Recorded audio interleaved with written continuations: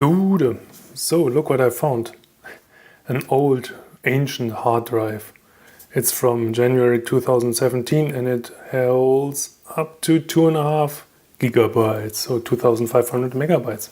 And I thought it would be fun to have a look at like 20 years old technology. And when these things were new or state of the art, Dolly, the first cloned sheep, was introduced to the public and you were able to witness Holly Bob. I was curious about the prices and I found some prices online from August 1997 for a 2.1 gigabytes hard drive, and it was sold for $329.99.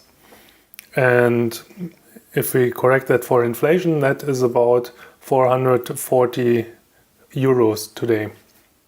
So about 220 euros per gigabyte. This is a micro SD card you use in your cell phone or stuff like that.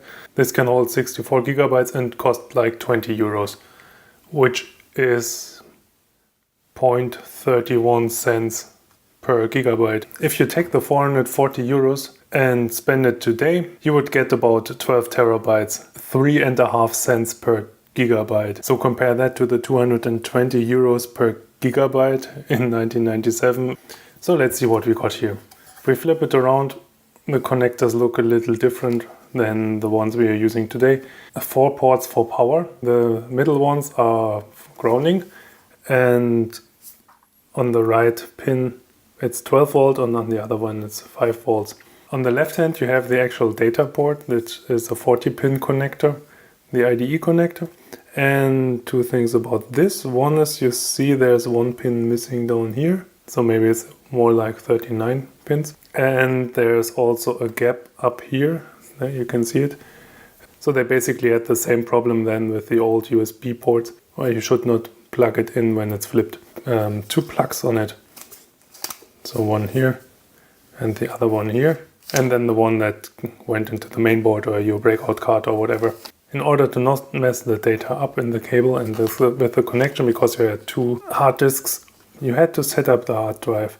Basically by programming it by using these jumpers, which are basically just little connectors. They will just create a connection between 2 pins. A is master, as L is slave, and C as is cable select. And so if you had the primary hard drive you wanted to boot from, you basically put it into the master slot, and if you already had a master hard drive installed, then you plugged it into slave. Cable select was a feature from Microsoft, and as far as I know I didn't use it any time. And they also had some special settings for special occasions, which I also never used. If you want to use it today, obviously you don't have like the IDE connectors anymore. So in my opinion, there are like 2 easy ways to do this. Easiest way is to take some money, buy an adapter. It comes with a power plug as well. You plug it in there, plug the other thing into your computer and hope it works. If you plug it out, you have to be careful to not bend the pins.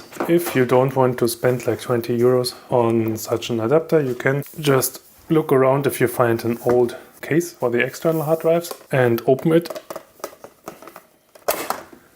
because basically what they contain is just the same technology. This is your IDE to USB controller, basically the same thing as in the other thing, but maybe you have some lying around. You can save a few bucks, but please note that this is not as sturdy.